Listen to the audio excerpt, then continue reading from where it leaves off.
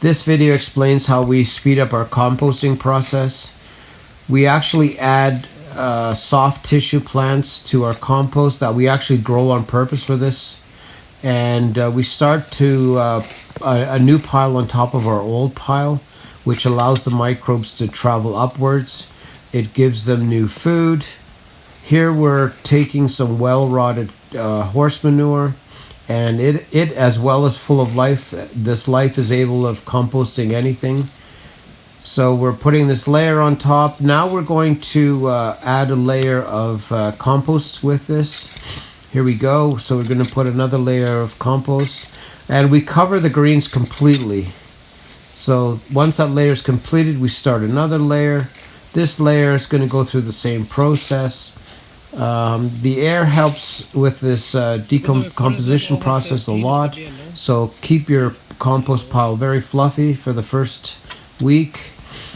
Here we're adding more aeration with these pine needles. They don't decompose fast, so they will be around in the compost when you put it on your garden, which is good because it helps aerate.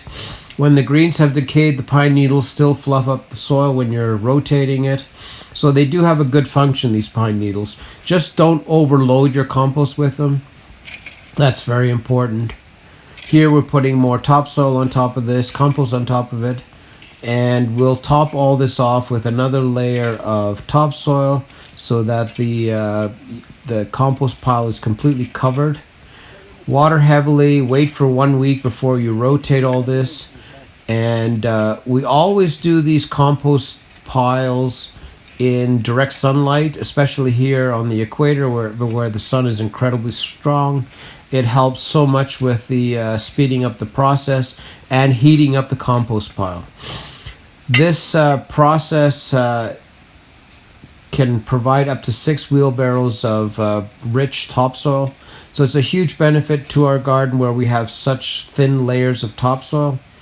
And it's a beautiful sight seeing these piles just disintegrate into black, rich soil. And after 24 days under the sun here, this stuff turns into black gold. And we do water this as much as we can to keep the soil working. And the sun will do a number on this stuff, which is great. And we use this stuff in all our beds. And we keep this process going, so we'll always have a compost pile working its way to help increase the depth of our soil and the quality of our soil.